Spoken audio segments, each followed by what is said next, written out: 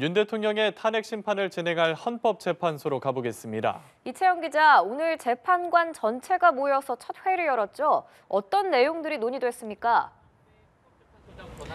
네, 그렇습니다. 앞선 오전 10시 문영배 헌법재판소장 권한대행을 비롯한 재판관 6명 전체가 첫 회의를 열었습니다. 비공개로 진행된 이 자리에서는 전자배당 방식으로 주심 재판관을 지정하고 향후 사건 처리 일정을 논의한 것으로 전해졌는데요. 증거조사 등 변론 준비를 이끌 수명 재판관 2명도 지정하고 탄핵 심판 관련 법리를 집중 연구할 헌법연구관 TF 규모도 이 자리에서 결정됐을 것으로 보입니다.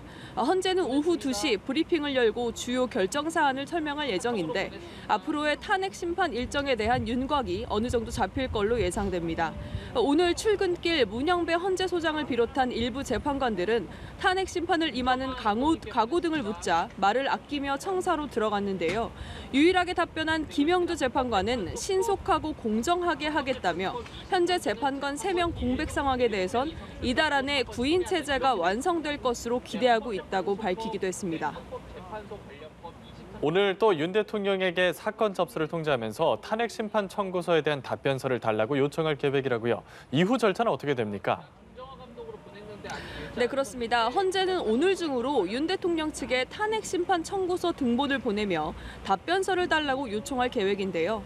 심리의 속도를 내기 위해 제출 시한을 못 박을 수도 있습니다. 이후 첫 절차는 쟁점과 주장을 정리하고 앞으로의 계획을 짜는 변론 준비 기일이지만 생략할 수도 있습니다.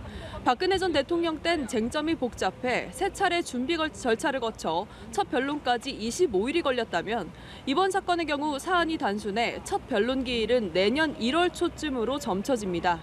탄핵 심판은 공개가 원칙인데요.